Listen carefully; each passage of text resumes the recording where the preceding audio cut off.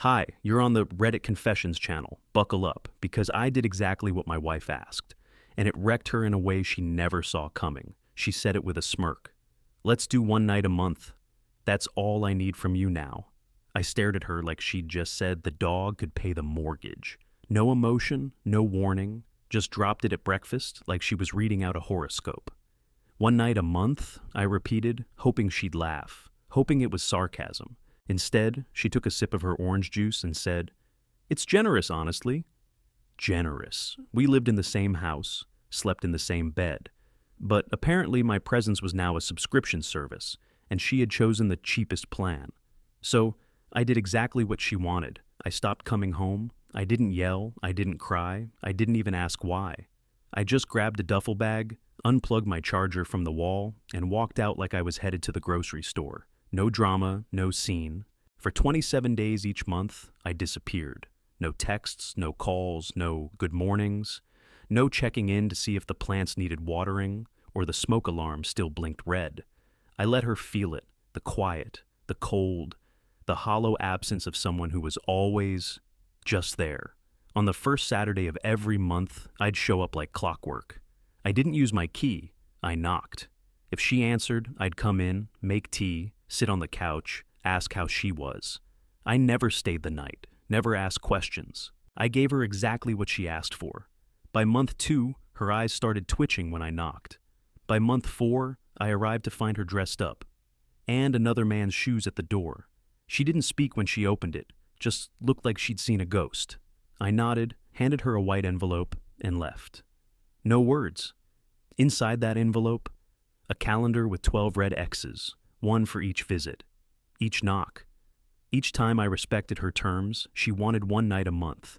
So I gave her exactly that, and she had no idea what it would cost her.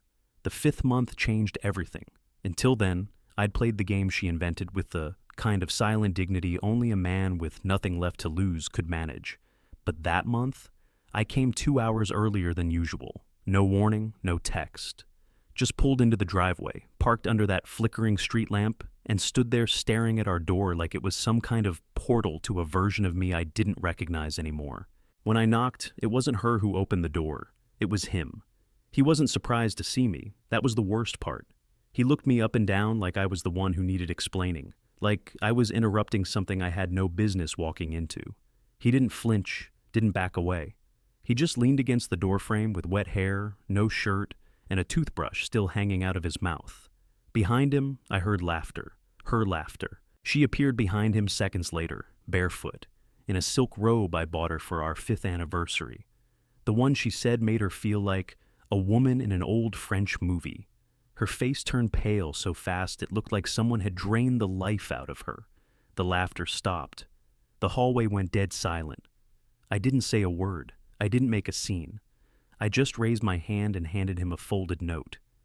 "Give this to her when you think she's ready," I said quietly and turned around. The note wasn't long, just one sentence. "You're the one who wanted less of me. I just gave you what you asked for." That night, I checked into a hotel on the other side of the city, the kind with vending machines that eat your dollar and buzzing overhead lights that flicker like they're judging you. I stared at the ceiling for hours, wondering how I got here, how we got here. And the most messed up part, I still missed her. After all that. After her lies, her distance, her coldness, and now this. I still missed the ghost of who she used to be. But the truth had been exposed, and ghosts don't come back when they're finally seen for what they are. The next morning, my phone rang before sunrise. The screen lit up with her name, Marin, the same name that used to make my chest ache in a good way. Now, it just felt like static in my blood. I didn't answer. I watched it ring until it stopped, and then watched it start again, like she suddenly remembered I existed, like something inside her finally snapped. Third time, I picked up, but didn't speak. I wanted to hear her breathe, wanted to hear how panic sounded in her voice, and it was there, shaky, fragile, edges cracking like glass. "Harlan," she whispered, "please, please don't do this. I didn't mean for you to find out like that." I didn't even know what "this" was supposed to mean anymore. Our marriage, her affair, the humiliating spectacle at the front door of the house I still technically paid for. I said nothing, Just breathe into the phone, same way she used to breathe next to me when things were okay. When she still reached for me in her sleep. She said my name again, softer this time, like it hurt her throat to say it. I hung up. Then I turned the phone off. I stayed off grid for 2 weeks. Didn't check email, didn't open texts, didn't tell anyone where I was. I walked aimlessly, slept in strange hotels, lived off vending machines and instant noodles like a teenager running from a bad report card. But somewhere between night 4 and night 7, something shifted. I stopped feeling broken, started feeling empty, which was better, safer. But on day 14, I made a mistake. I went back. Not to see her, not to talk, just to feel the space again, to remind myself what I'd left. The house was dark, quiet. I parked a block away, walked up the sidewalk like a stranger in my own story. That's when I saw it. The blinds were open, and in the kitchen window I saw her, standing at the sink in a hoodie that wasn't mine, her eyes red and puffy, staring down at something. A printed photo of us, smiling, burning in a ceramic dish. She dropped the lighter, covered her mouth, and I swear, even from that distance, I saw her whisper my name. I didn't go back after seeing her burn the photo.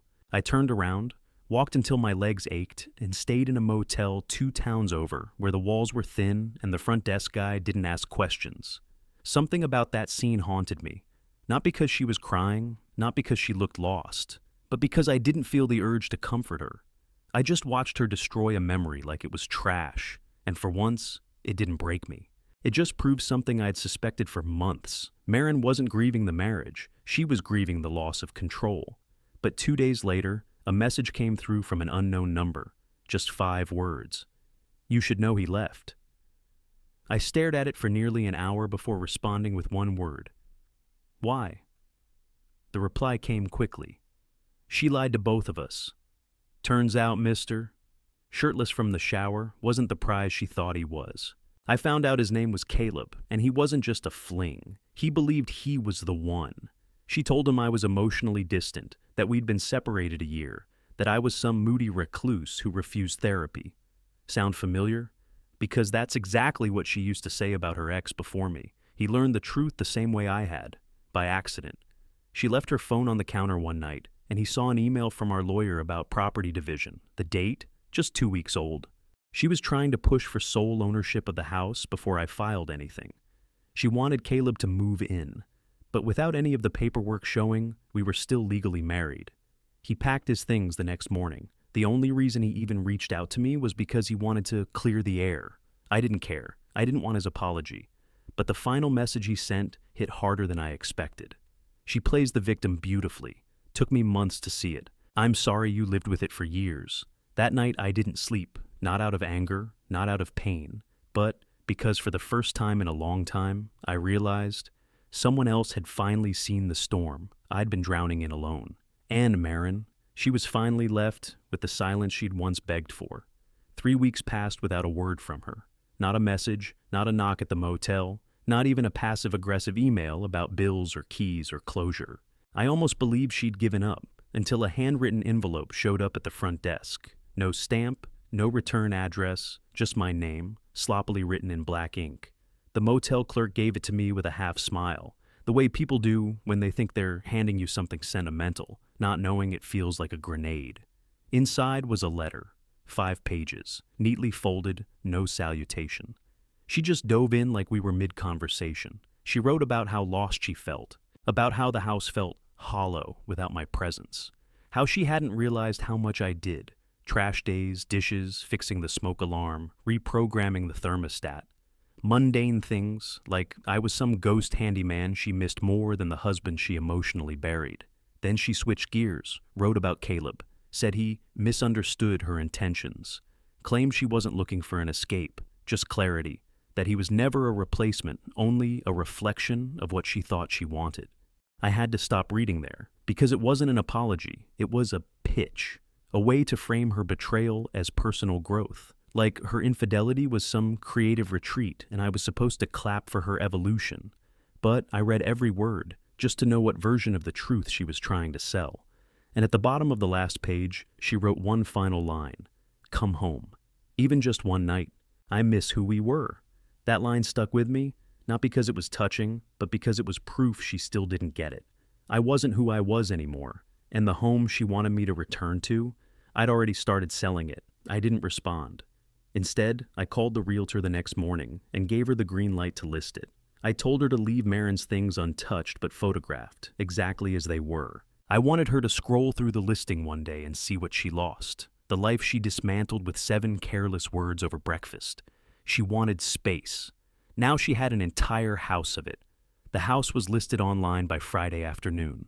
3 bedrooms, 2.5 baths, open concept, updated kitchen, recently vacated. My name was still on the deed, hers too, but she hadn't seen the listing yet. I didn't tell her, didn't need to. I wanted the silence to do what my voice couldn't. Cut deeper than conversation ever could. And it did. Sunday evening, I got a voicemail. Not a call, not a message, a voicemail. It started with soft breathing, the kind that used to mean something in the dark, but now just sounded like panic disguised as poetry. Then came her voice, trembling like she'd swallowed her pride too fast. Harlan, I saw the listing. Please, call me. I didn't think you'd actually go through with it. I thought this was just space, not erasure. She paused there, and I swear I could hear her trying to hold in tears.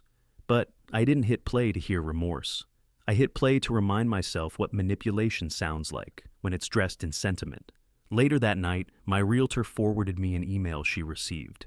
It was from Marin, short, formal, robotic. She wanted the house pulled from the market temporarily and cited emotional distress. I told the realtor not to respond. Instead, I booked an appointment with the notary to begin the process of selling my half, legally, permanently. I signed my name so hard, the pen nearly tore the paper. That night, I received a different kind of message. One not from Marin, but from her sister, Lydia. We hadn't spoken in over a year. She was blunt, always had been. The message read, "She's unraveling, not eating, barely sleeping. Keeps replaying voicemails like you're dead. I'm not defending her, but I thought you should know. She's realizing it too late. Too late." That phrase stuck with me. Hung in the air like cigarette smoke in a closed car. I didn't feel satisfaction, not joy, not justice. Just exhaustion. The kind that settles in your bones when you've carried a marriage alone for too long. And as I lay in my motel bed, staring at the water stain on the ceiling, I whispered into the dark, "She said 1 night a month." So I gave her 1 night for the rest of her life. 3 days after I signed the paperwork, I got a package. No return address, no markings, just a simple brown box left at the motel front desk with my name in block letters. For a second, I thought it was a legal document, or maybe something from the realtor. But when I opened it, the air in the room changed. It wasn't paper, it was memory. Inside was the old sweatshirt I used to wear when I cooked Sunday breakfast. The gray one with the faded college logo that Marin always said smelled like safety. Beneath it, a Polaroid from our first trip together to Yellowstone, her cheeks red from the cold, her arm wrapped around me like I was the whole world. Under that, a letter. Not 5 pages this time, just one, centered, carefully written, like she'd rehearsed it in her head 100 times before putting pen to paper. I know I can't undo what I've done, but if there's a version of you still out there that remembers me before I started slipping, please come back, just once. I'll be home Saturday night, 1 night, no expectations, just us. I read it 3 times, then set it on the table and stared at the wall for an hour. She had used my own silence against me. She had turned the words I lived by, 1 night a month, into a plea. But something about it felt rehearsed, staged, too clean, too poetic. I didn't trust it. Not because I thought she'd trap me, but because I finally saw her clearly. Marin didn't want me back. She wanted the version of me that didn't exist anymore, the one who forgave easily, who showed up on command, who wore that sweatshirt and made waffles like everything was okay. Still, part of me was curious, so I didn't reply. I didn't warn her. But on Saturday night, I drove to the house and parked across the street, engine off, headlights dark. I watched through the living room window as she paced. She was wearing that yellow sweater she knew I liked. Candles were lit. 2 wine glasses sat on the table. She checked her phone, looked out the window, tucked her hair behind her ear the way she used to when she was nervous. She was waiting, and I was already gone. I stayed across the street longer than I expected. I watched the candles melt down to wax puddles, watched her sit, then stand, then sit again. Every 10 minutes she checked her phone like it might summon me from thin air. It never did, because I never left the car, never knocked, never crossed the road. That night, the silence was hers to carry.